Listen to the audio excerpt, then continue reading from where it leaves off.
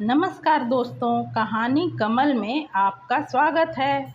आइए कुछ पल गुजारते हैं कहानी कमल के साथ, क्योंकि आप श्रोता हैं खास। आप सुन रहे हैं उषा कुशवाहा की लिखी आत्मकथात्मक उपन्यास वो एक महीना।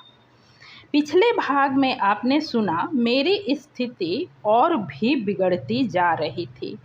अब अधिक समय तक मुझे घर पर रखने में पूरा परिवार भयभीत हो रहा था, पर बच्चों ने एक अंतिम प्रयास करने का मन बनाया। अब आज का भाग यानी भाग 15। बच्चों ने नेट पर आसपास के नर्सिंग होम और उनके फ़ोन नंबर तलाशने शुरू किए। बिल्कुल पास में ही एक नर्सिंग होम की जानकारी मिली, जहां बात करने पर उन्होंने इस वक्त किसी को घर भेजने में तो अपनी असमर्थता जताई, पर कहा यदि आप दवा लेकर हमारे पास आते हैं तो हम इंजेक्शन दिलवाने की व्यवस्था कर सकते हैं। इस वक्त इतना सहारा भी काफ़ी था। बच्चों ने कहा, पापा चलिए मम्मी को लेकर चलते हैं, यदि इसके बाद भी कोई सुधार नहीं हुआ तब हॉस्पिटल के बारे में सोचेंगे।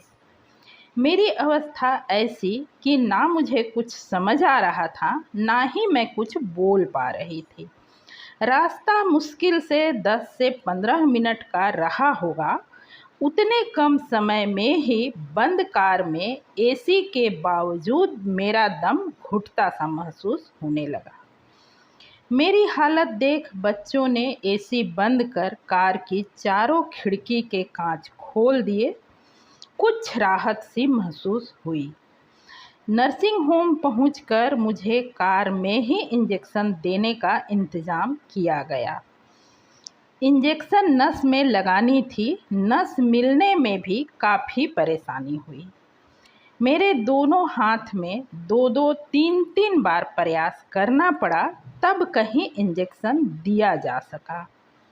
सिस्टर ने बताया, ठीक से खाना पीना नहीं हो पाने के कारण डिहाइड्रेशन हो गया है, जिसकी वजह से नस मिलने में परेशानी हो रही है।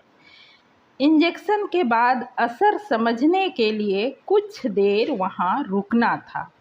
चूँकि ओम जी के घुटने में दर्द था, खड़े होने में उन्हें परेशानी थी, सो ये कार में ही बैठे रहे। बच्चे बाहर से मेरे चेहरे पर नज़रें गड़ाए रहे और मैं बेसुध सी पड़ी रही।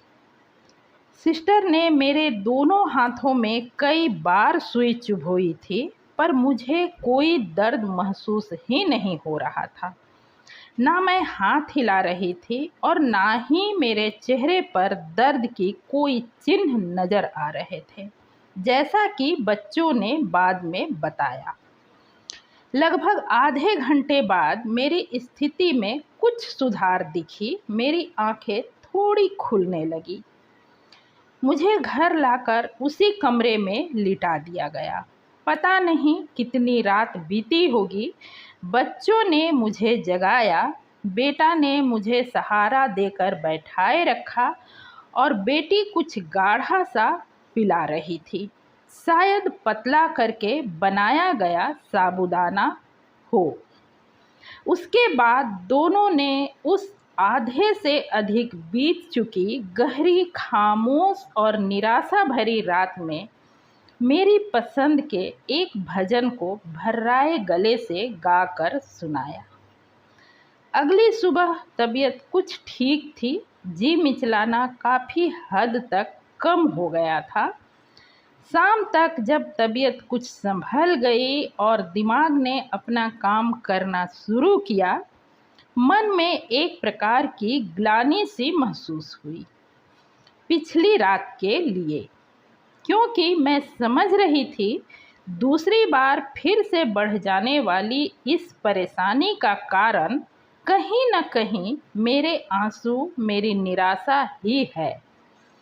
कितने परेशान हुए हैं सभी, पर मन पर जोर कहाँ।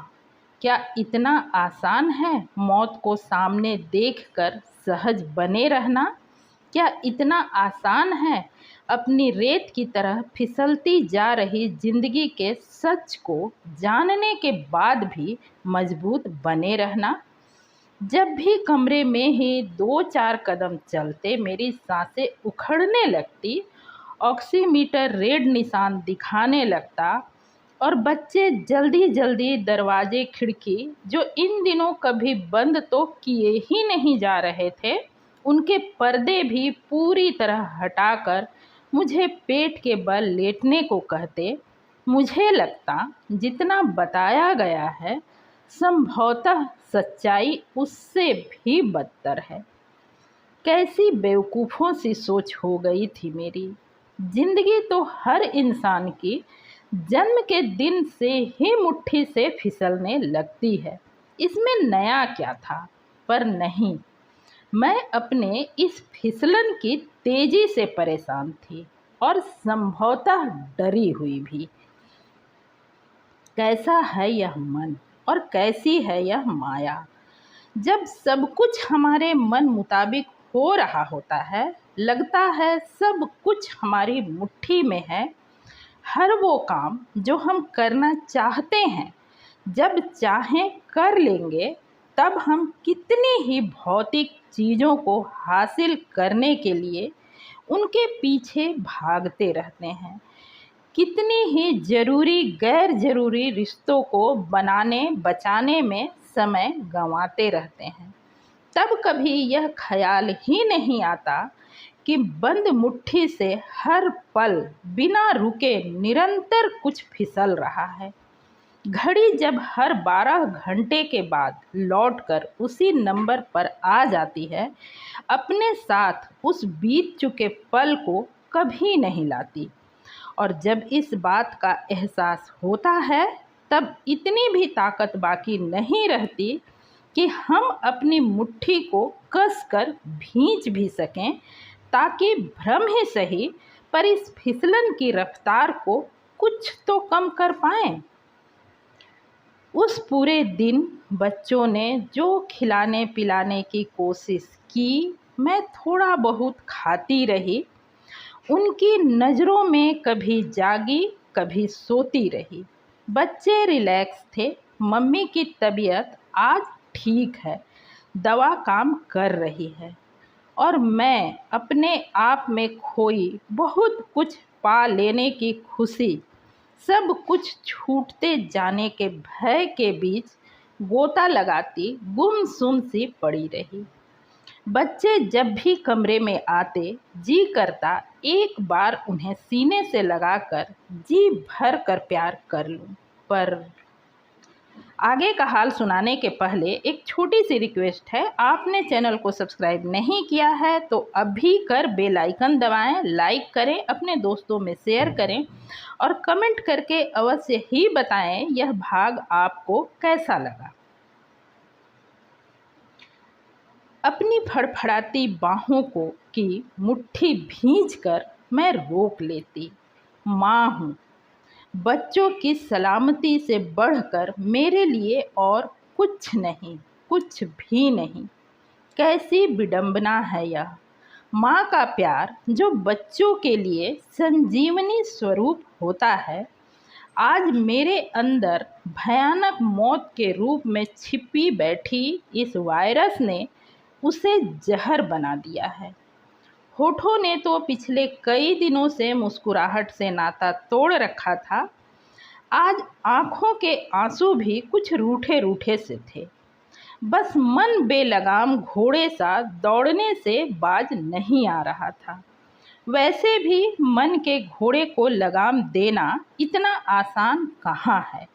बड़े बड़े ज्ञानी ध्यानियों के इसने घुटने टिकवाए हैं। रात होते होते मन बिल्कुल विरक्त सा हो चला था, मानो स्वयं की स्थिति को स्वीकार कर अंतिम सफर को तैयार हो।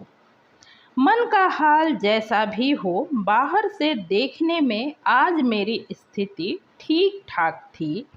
सो पिछले 2 रात जग कर काटने के कारण आज बच्चे मुझे खाना खिला, गर्म पानी की बोतल रख, दवा वगैरह देने के बाद रात के 11 बजे दूसरे कमरे में सोने चले गए।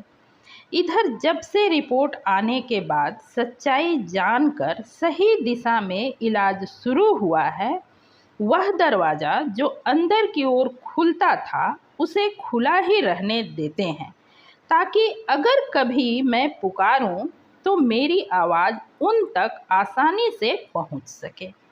आज के लिए इतना ही। शेष अगले भाग में। इस भाग को पूरा सुनने के लिए दिल से धन्यवाद। चैनल को ज़रूर सब्सक्राइब करें।